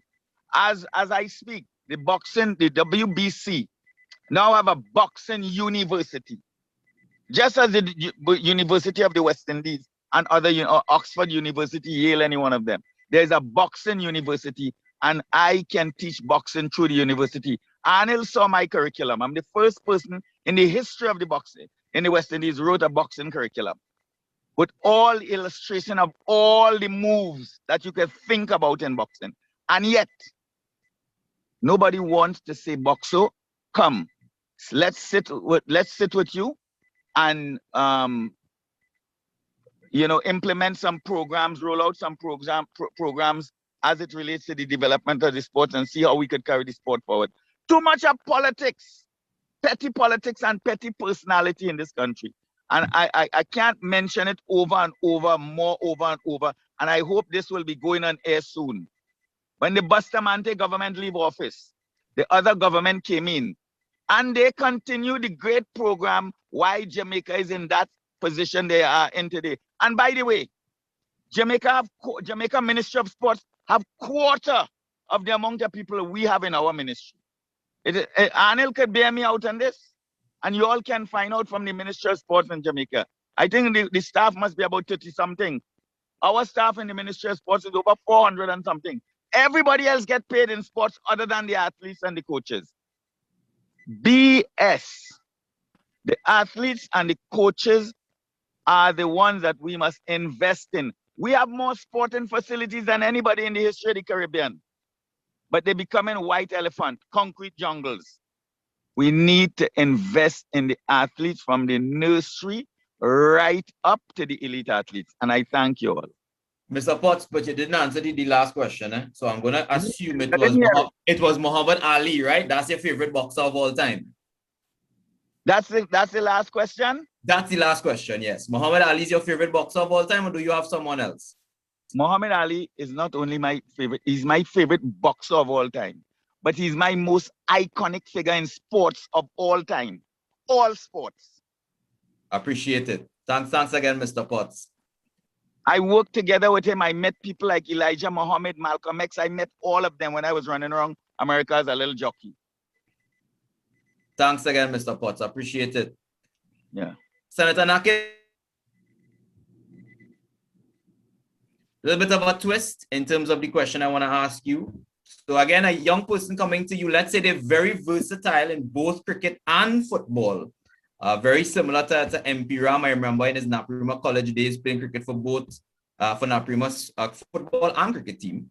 Well, so you might know this, but similar to myself. I also played took it up until the under 16 level, and I played for a team in the East called Sports Spartans at up until the age of 16, and my highest score of 56 was scored against a certain Fatima Girls College.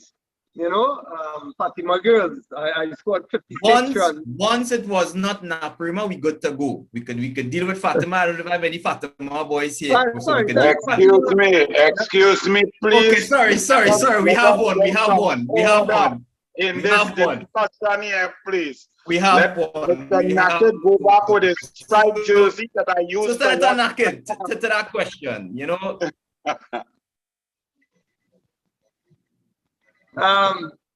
Yes, Avinash, sorry, before I distracted you by Senator Roberts, I was about to tell you that when it came to Naparima, I did not score 56 runs against Naparima. All I remember is scoring 5 against Naparima. So that's the Latino.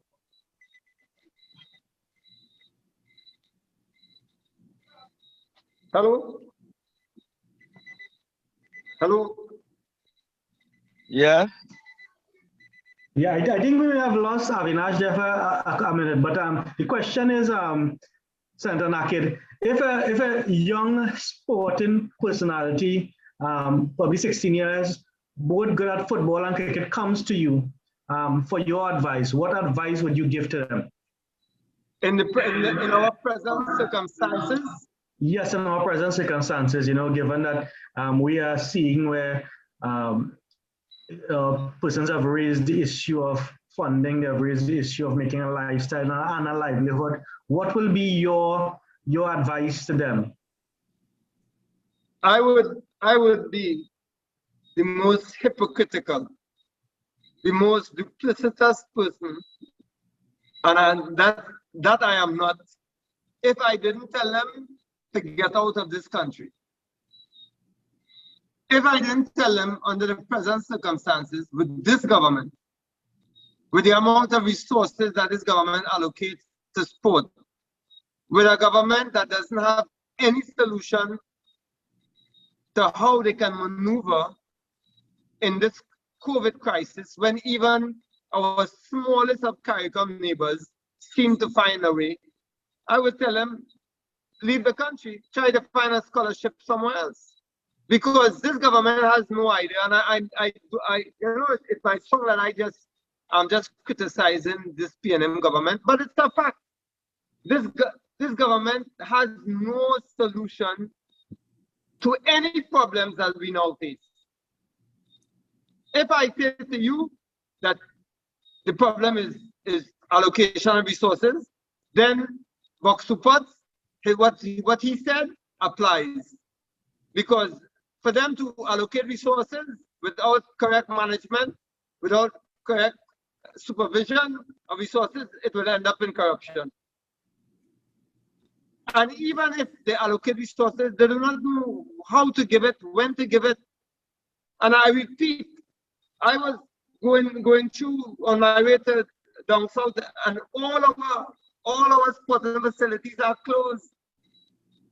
We have vaccinated the population, and we are on our way to vaccinating the population, and there are no ideas coming forward except an SOE, because this government is aware. So sorry to say, I know you're probably waiting for me to tell you something very philosophical, and I should bring the youth, the kid, and mentor him and tell him that, you know, he should work hard, like Kenny has said, and he should work on his fitness and all that. Yeah, but to what end in Trinidad and Tobago under this government? To what end? I have no idea, even with my motivation that I had and my level of will to compete, which was extremely high until now, extremely high. I don't know what I would have done if I had a government like this. At that time, you know, in that time, we had the community to support us. We didn't have to worry about government. You know, government at that time was giving a box of chicken and chips when you play for the national team and all kind of ridiculous things, you know, no money, and you know what I mean? And it's the same now. What you tell me if what athlete we saw, how much we can say that they tried their best and they did their best, and we know all of that. Which athlete did we say coming out of the Olympics gives us hope within the next 4 years? Forget Brian Lewis and all his stupidness about 10 medals and all that. Brian Lewis is a noted clown, a talker. What athlete can we point to that we can say, yes, there's hope for the next 4 years? I haven't seen any. Maybe you all have seen. I haven't seen any. Not in boxing, not in athletics. Nothing I haven't seen. The Tyra Gittins girl look promising, I must say. She's probably the only one, you know. But other than that, Arnold, I don't know. So when I know I hate us to end on such a despondent note, but the truth of the matter is that this is a despondent government. This is a government, you know, that could spoil vomit. This is a government that, you know what I mean? You really and truly have to take it upon yourself, your own initiative within your family, within your community, to get something going. And they won't even let you do that. You can't go outside and play, and they're vaccinating people, but you can't go outside. I have some people, some young men, love to train with me, and were training with me for months. Talented players who should be on the national team selection. And they can't come out. They can't come out. So you tell me, Arnold, you tell me, or anyone, Mr. Potts, Senator Roberts, Ms. Charles, Mr. Roopnarine, you all tell me, with this government, other than our own personal initiatives as athletes, as sportsmen, as mentors, as coaches, what is there that we can tell a young person that comes to us? What is there? We'll be lying to them. We'll be specious at best. Thanks for the contribution, Mr. Nakhid. Thanks for the contribution. But you know, I didn't get your answer to the last question. Which was? Your favorite footballer of all time? My favorite footballer of all time? David Nakhid. Well, hey, if nobody can pick up their own self, nothing wrong with that. I'm not mad at that at all. My favorite footballer of all time was a man called George Best. Okay. George Best, I know people probably won't remember him, but he was my favorite player of all time. And closely followed by a man called Johan Cruyff because of his intelligence in the game. Okay. Thanks for the contribution, Senator Nakhid. So Senator Roberts, obviously, you know, now being dubbed the sporting encyclopedia, you know, we had to kind of leave it for last. Again, you know, you looked on as a swimming coach, but from all the panelists here, your multitude of knowledge spans swimming. It could be a generalized coach, could be head of coaches. You know, if you really had to have a conversation with a young athlete today, any sporting discipline, if you want to use swimming, no problem, but any sporting discipline, what would be your contribution, or what would be your immediate advice to that athlete? Well, I'll take it from where Senator Nakhid stopped. I would say first and foremost, do not count on this government for any support. Now, if your child has talent, you have to develop that talent based on the growth and maturational stage of which a child is, regardless of sport.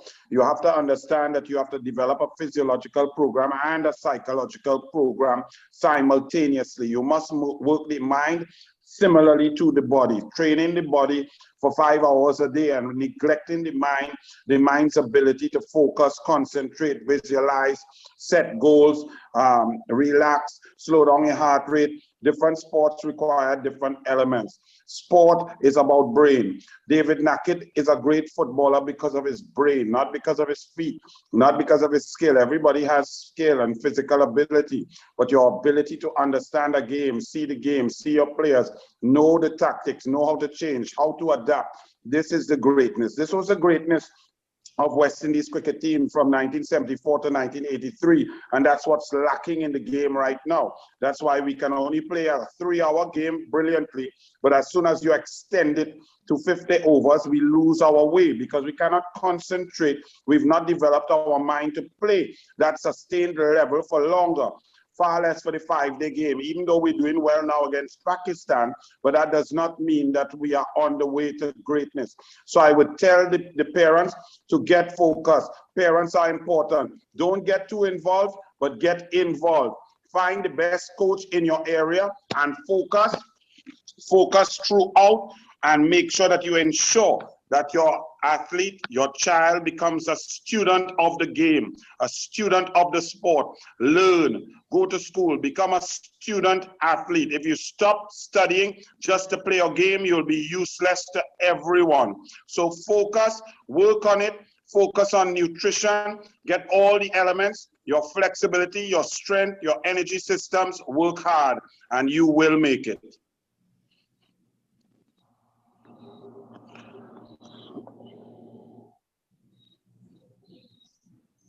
Thank you, Senator Roberts. And I think I'm not hearing you very well. Are you all hearing me? yes, I'm hearing you. I think Avinash may have dropped off. Avinash, yeah. Well, yes, just to again. answer, my favorite table tennis player, Dexter St. Louis and Seamus Clark. My favorite footballer in Trinidad and Tobago, David Nakhid, Russell Latapi. My favorite footballer of all time, Diego Armando Maradona. My favorite swimmer, George Bovell III. My favorite boxer, Muhammad Ali, the greatest athlete of all time. I miss out any sports cricketer, Brian Charles Lara. Basketball. Basketball, Michael MJ Jordan, the one and only greatest. No one compares. Well, I mean, who could top that? The full range of all top athletes according to Senator Roberts. I mean, I think we already had a W now. Instead of Douglas politics, we have something about some kind of sport and encyclopedia branding in this thing. I think we had to start that from now on. I really want to thank everybody for their contributions. I think it was a fantastic first shot. You know, all the different putting on points, we were able to get some really riveting discussions. So from me personally, I really want to thank you all for taking the time out here Friday night to have this discussion. So I want to pass it over to MP Ram. Similarly, similar sentiments, co-host Avinash. I also want to thank you on behalf of the UNC. And I really enjoyed this afternoon's discussion. I think we are ripe and we have set the stage for many more fruitful discussions. Obviously, you know, this will be guided by our public relations officer, Dr. Kurt Megu, who has been doing a wonderful job. We know that, you know, he have launched the checklist and we have many other initiatives coming out of the office of the PRO. So once again, thank you for an enlightening conversation and discussion. And I will pass you over to Dr. Kurt Megu. Thanks very much, Arnold and Avinash. You all did a great job moderating and hosting the event. And of course, I want to thank all the participants. I mean, you guys have been excellent, offering your insights, your experiences. It's really been great. And we have the checklist. Very pleased about that. We are going to be writing up a piece and it will be the lead story in issue 2 of the checklist, which will be coming out on Saturday. So right after this is finished, we will be publishing the written version of this interview. And, you know, so by name, I want to thank Senator Anil Roberts, Senator David Nakhid, Bob Roopnarine, Kenya Charles, who is also the head of the women's arm of the UNC, and Boxu Potts, of course, and Mark Deyal, who couldn't stay with us until the end. So really, again, thank you very much. And thanks to our Public Relations and Publicity Committee, Vice Chair Sasha Maraj, who worked very hard behind the scenes to put this together. I want to thank her. And also our Secretary, Kamala Pagu, Jermaine Abdullah, and all the people at the checklist. I invite you to check out issue 2, and we will be doing this regularly as the lead story for every issue. So give us your feedback, subscribe to the checklist, and we will see you soon. So thanks very much. Good night.